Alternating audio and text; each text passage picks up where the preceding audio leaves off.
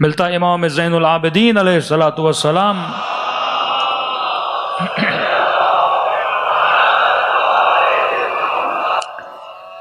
مولا وضو کر رہے تھے اور کسی نے اوپر سے امام کے لیے، کوئی غلام تھا مولا کے لیے پانی لا رہا تھا، اب لاتے لاتے اس کے ہاتھ سے وہ چیز چھوٹ گئی، اور جیسے چھوٹی امام کے سر مبارک پہ آ کے وہ چیز لگی، اب مولا کے سر سے خون جاری ہوا۔ اب غلام کوئی غلطی کر لے تو انسان کو غصہ تو آتا ہے، سر پہ خون جاری ہو گیا۔ اب غلام بھی کیونکہ مکتب علی کا تھا، اسے پتا تھا کہ اہل بیت سے کلام کیسے کرنا، اس نے فوراً کہا والکاظمین الغیظ، خدا ان سے بڑا پیار کرتا ہے جو اپنے غصے کو پینے والے ہوتے ہیں۔ امام نے کہا میں نے تیری غلطی کو کیا کیا؟ معاف کیا۔ پھر کہا عافین، خدا معاف کرنے والوں کو، بخش کرنے والوں کو بہت پسند کرتا ہے۔ امام نے فرمایا کہ میں نے تجھے آزاد بھی کر دیا۔ ہاں؟ یہ سیرت اہل بیت ہے کہ اگر تیرے اندر بخشش کا حوصلہ نہیں ہے، کسی کو معاف کرنے کا حوصلہ نہیں ہے، تو اہل بیت کا چاہنے والا کیسا ہو سکتا ہے؟ اگر کوئی تیری ذات سے بہترامی کرے، آغا کاشف الغطا کے واقعات میں نے کل آپ کو بتائے، چہرے پہ لعاب دہن پھینکا لیکن قبلہ نے معاف کر دیا کیونکہ ذات کی بہترامی تھی۔ لیکن معصوم فرماتے ہیں 3 لوگوں کو معاف نہ کیا کرو، بخشش ہے پر 3 لوگوں کے لیے بخشش نہیں ہے، اور یہ 3 برائیاں معاشرے میں بہت زیادہ پائی جاتی ہیں۔ مولا کون سے؟ فرمایا العفو للمقر لا للمصر، 2 لفظ یاد رکھیے، بخشش مقر کے لیے ہے، مصر کے لیے نہیں ہے۔ مقر کون؟ بندہ غلطی کرے آ کے معافی مانگے، اللہ کہتے معاف کرو۔ فتح مکہ کے بعد بیویوں نے معافی مانگی، اولاد نے معافی مانگی، رسول نے کہا اے حبیب ان کو کہو کہ بخش دیں۔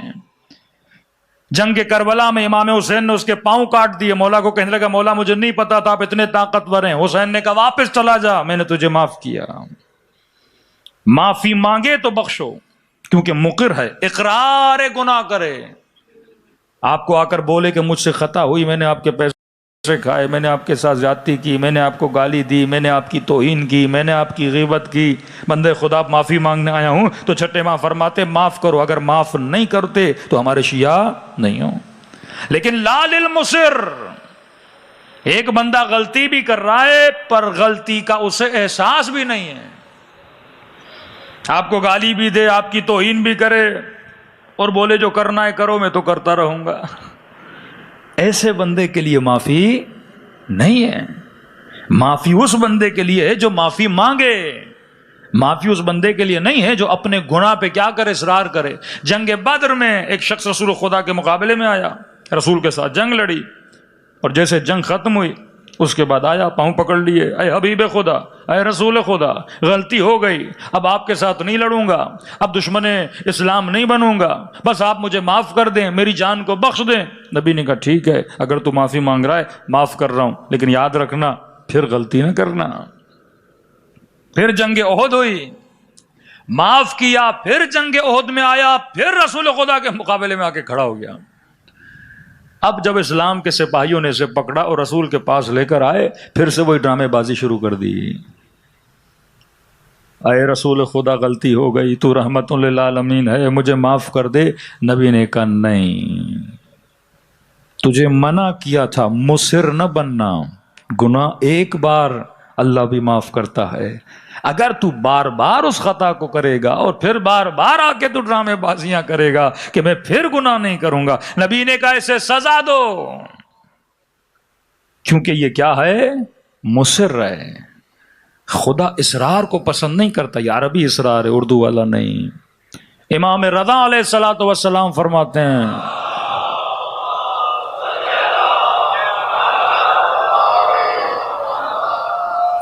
اگر کوئی بندہ اللہ کی دربار میں آئے اور توبہ کرے، لیکن اس کے دماغ میں یہ ہو ابھی تو توبہ کر رہا ہوں، کل جا کے پھر خطا کروں گا، اصرار بر گناہ، مصر ہو، فرماتے ہیں یہ اللہ کی دربار میں رو نہیں رہا، یہ گویا رب کا مذاق اڑا رہا ہے، اور اللہ ایسے بندوں کو اور کڑی سزا دیتا ہے۔ تو مصر کے لیے معافی نہیں ہے، مقر کے لیے معافی ہے۔ قیامت کے دن آواز آئے گی نا، کہاں ہیں توبہ کرنے والے، کہاں ہیں رب کے دربار میں رونے والے؟ توبہ بھی دو طرح کی، قابل قبول توبہ توبۃ النصوب ہے۔ حر مقر تھا، مصر نہیں تھا۔ اگر گناہ کا احساس ہوا، آ کر حسین کے سامنے اعلان خطا کرو، پھر دیکھو اہل بیت تجھے کیسے معاف کرتے ہیں۔ دوسری چیز، پہلا گناہ، مصر کو کبھی فرماتے معاف نہ کیا کرو جو اپنے گناہوں کے اقرار نہیں کرتا، بار بار گناہ پہ گناہ کرتا ہے۔ دوسرا کون سا بندہ؟ فرمایا جو حدود خدا کو پامال کرے، اس کے لیے معافی نہیں ہے۔ نجاشی علی ابن ابی طالب کے پیچھے نماز پڑھتا تھا، مسجد میں علی کے ساتھ، خطبوں میں علی کے ساتھ، مجلس میں علی کے ساتھ۔ ایک دن رات کو گزر رہا تھا گلی سے، اور اس کے چند دوست تھے، انہوں نے کہا چلو۔ اس نے کہا نہیں، تم لوگوں کے کام اعمال اچھے نہیں ہیں، میں تمہارے ساتھ نہیں چلوں گا۔ کہا نہیں 10 منٹ میں کیا ہوتا ہے، یہاں پر بھی جوان احتیاط کرے، اگر تمہارا کوئی دوست نشئی ہے، بدکار ہے، گنہگار ہے، وہ تمہیں لے جائے اپنی محفل میں اور تم بولو میں تو بڑا متقی ہوں، اس کی محفل میں بیٹھ کے میرے اوپر کون سا اثر ہونے والا؟ یہی وسوسہ شیطان ہے۔ وہ کم سے شروع کرتا ہے پر کم پہ کبھی راضی نہیں ہوتا۔ عباسیوں کا بادشاہ کہتے ہیں مرغی اس کے سامنے کاٹتے تھے، برداشت نہیں کرتا تھا، لیکن ایک وقت وہ آیا کہ جب تک کسی علی کے شیعہ کا گلا کاٹا نہیں جاتا تھا تب تک یہ کھانا کھاتا نہیں تھا۔ وہ کم سے شروع کرتا ہے پر زیادہ تک تجھے لے کر جاتا ہے۔ اس نے یہی غلطی کی، دوستوں نے کہا چلو، اس کے دوست شرابی تھے، کہ میں تو نیک ہوں، میں شراب کی محفل میں جا کے میں تو نہیں پیوں گا۔ نہیں، اثر ہوتا ہے۔ پتھر کتنا سخت ہے، پانی کتنا نرم ہے، لیکن قطرہ قطرہ قطرہ بہ بہ کر اس پتھر کے اندر بھی وہ پانی کیا ڈال دیتا ہے؟ درار ڈال دیتا ہے۔ آہستہ آہستہ تجھے بے ادب بناتا ہے، آہستہ آہستہ تجھے نافرمان بناتا ہے، آہستہ آہستہ تجھے مشرک بناتا ہے، آہستہ آہستہ تجھے فاسق بناتا ہے۔ ایک ہی دن میں آ کے تو نہیں کرے گا نا۔ شمر ایک دن کی کہانی نہیں ہے، یزید ایک دن کی کہانی نہیں ہے، ان کی پوری لمبی ہسٹری ہے، جس میں کھانے کا اثر ہے، تربیت کا اثر ہے، نطفے کا اثر ہے، ہر شے کا اثر ہے۔ تمہاری یہ سارے اسباب عالم جب مل جاتے ہیں پھر انسان کچھ کرتا ہے۔ ایک دن میں کوئی برا نہیں بنتا، آہستہ آہستہ۔ یہ بھی دوستوں کے ساتھ چلا گیا، جانے کے بعد شراب کی محفل تھی، بیٹھا بیٹھا کا تھوڑا پی لے، تھوڑے سے کیا ہوتا ہے، تھوڑے سے کیا ہوتا ہے، پیتا گیا مست ہو گیا۔ ان کے گھر سے نکلا، شہر کی گلیوں میں آیا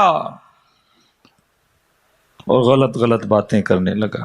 لوگوں نے پکڑا، علی ابن ابی طالب کی خدمت میں لے کر آئے کہ یا علی، اس نے شراب پی ہے۔ اور جب علی کے سامنے آیا، مولا معاف کریے، غلطی ہو گئی، دوستوں کے اندر چلا گیا تھا۔ مولا علی کے جتنے اطرافی تھے انہوں نے کہا بھی علی معاف کر دیں، اپنا ہے، غلطی کی ہے، اپنا ہے، معافی مانگ رہا ہے۔ امام فرماتے نہیں، حدود الہی کو جو پامال کرتا ہے علی کی دربار میں اس کے لیے معافی نہیں ہے۔ آج میں نے اسے معاف کیا تو لوگ کیا بولیں گے؟ علی اپنوں کو معاف کر رہے ہیں اور ہمیں تازیانے مار رہے ہیں۔ کہا یہ عدل علی کے خلاف ہے، جو اللہ کی حدود کو کروز کرے۔ غیرت، معصومین غیور ہیں۔ غیرت صرف ناموسی غیرت نہیں ہوتی کہ بندہ بیوی پہ، بہن پہ غیرت کرے، پر دینی غیرت نہ ہو۔ دینی غیرت، ملی غیرت، عقیدتی غیرت، یہ ساری غیرتیں جب ملتی ہیں تو انسان کا ایمان کامل ہوتا ہے۔ حدود الہی کو امام نے جاری کیا، اسے کوڑے لگائے گئے۔ اور یہ وہ شیعہ تھا کہ علی کے کوڑے لگنے کے بعد جیسے اگلا دن ہوا تو اس نے کہا کہ علی نے میری بے عزتی کر دی اتنے لوگوں میں، کیا ہوتا علی مجھے معاف کر دیتے۔ اور علی کی عدالت کو برداشت نہ کر کے سیدھا کہاں چلا گیا؟ امیر شام کے پاس چلا گیا۔ دوسری طرف ایک محب کا واقعہ سنیے۔ حبشی غلام ہے، چوری کی اس نے، علی کے پاس لایا گیا۔ اب گواہ کوئی نہیں ہے، امیر المومنین نے کہا غلام کیا تم نے چوری کی ہے؟ اس نے کہا جی مولا۔ امام نے کہا دیکھ اقرار کرے گا تو سزا دینی پڑے گی، عاشق علی ہے۔ کہا مولا کوئی بات نہیں، سزا بھی تو آپ کے ہاتھوں سے ملے گی، مجھے وہ بھی قبول ہے۔ چوری کی ہے، 3 مرتبہ اقرار کیا، جی میرے مولا چوری کی ہے۔ امام نے کہا انگلیاں آگے لاؤ، اور علی نے اپنی تلوار سے اس کی انگلیوں کو کاٹ دیا۔ انگلیاں ہاتھ میں لے کے بازار کی طرف روانہ ہو گیا۔ ایک منافق نے جب یہ منظر دیکھا، اس نے کہا بہترین وقت ہے علی کے محب کو چڑھانے کا۔ جیسے بیچارہ بازار میں جا رہا تھا، کہ تو علی کے بڑے قصیدے پڑھتا تھا، تو علی کی بڑی تعریفیں کرتا تھا، یہ کیسا تیرا مولا ہے جس کی تو مدح کرتا ہے، قصیدے پڑھتا ہے، اسی علی نے تیری انگلیاں کاٹ لی۔ اس نے جیسے دیکھا کہ یہ اس بات پہ مجھے بار بار تنگ کر رہا ہے کہ علی نے تیری انگلیاں کاٹی، علی نے تیری انگلیاں کاٹی، تو علی کے قصیدے پڑھتا تھا، یہ چاہتا تھا کہ میں اسے اتنا ورغلاؤں کہ یہ علی کے خلاف بات کرنے لگے۔ لیکن جتنا اس نے اسے غصہ دلایا، یہ بھرے بازار میں کھڑا ہوا اور علی ابن ابی طالب کے فضائل پڑھنا اس نے شروع کر دیے۔ کہا میرا امام وہ ہے، اس کی عدالت کا معیار یہ ہے کہ وہ جب عدالت نافذ کرنے پر آتا ہے تو یہ نہیں دیکھتا یہ اپنا ہے یا غیر ہے۔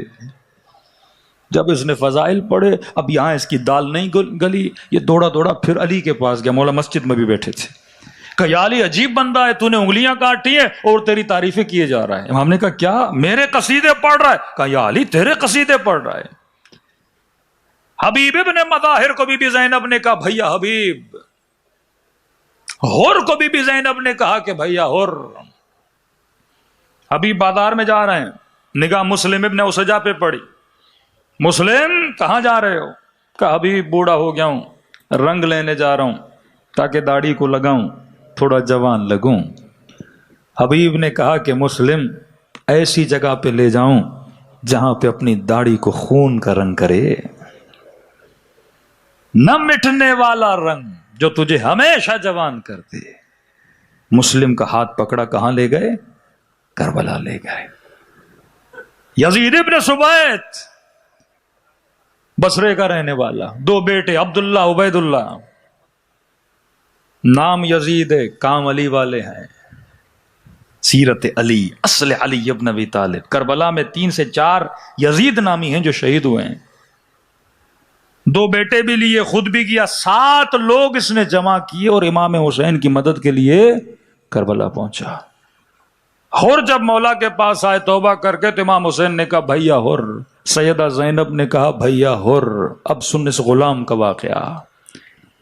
جب اس نے قصیدہ پڑھنا شروع کیا نا، کٹی ہوئی انگلیاں ہاتھ پہ رکھ کے، امام علی نے حسن کو کہا کہ بیٹا حسن، ہاتھی عمک الاسود، حسن اپنے چچا کو لے کر آ،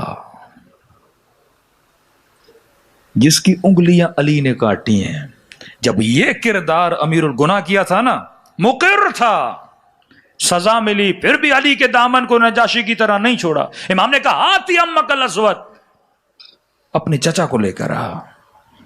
اب یہ بیچ بازار میں رو رہا ہے، لوگ اس کا مذاق اڑا رہے ہیں کہ علی نے انگلیاں کاٹی ہیں، عجیب بندہ ہے، پھر بھی علی کی فضیلت پڑھ رہا ہے۔ امام حسن گئے، بڑے پیار سے اس کو مسجد میں لے کر آئے۔ امام نے فرمایا بھائی حق، میں کیا سن رہا ہوں، میں نے تیری انگلیاں کاٹی، پھر بھی تو علی کے فضائل پڑھ رہا ہے، ایسا کیا ہے؟ کہنے لگا مولا واللہ قد خالت حبک لحمی و دمی، خدا کی قسم اگر جسم کے ٹکڑے ٹکڑے بھی کر دو پھر بھی فضائل پڑھوں گا، کیونکہ تیری محبت میرے خون میں اور گوشت میں ملی ہوئی ہے۔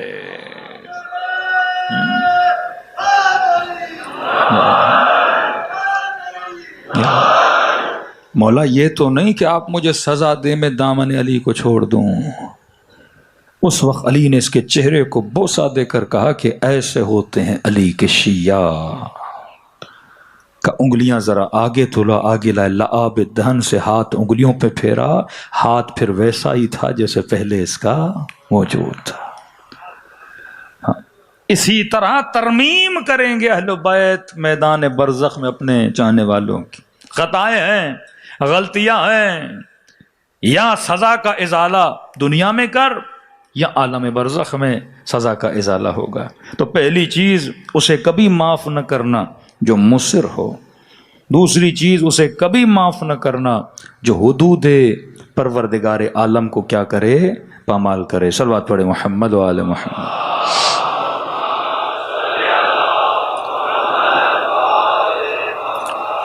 حدود الہی کو وہن مذہب بھی بولا جاتا ہے۔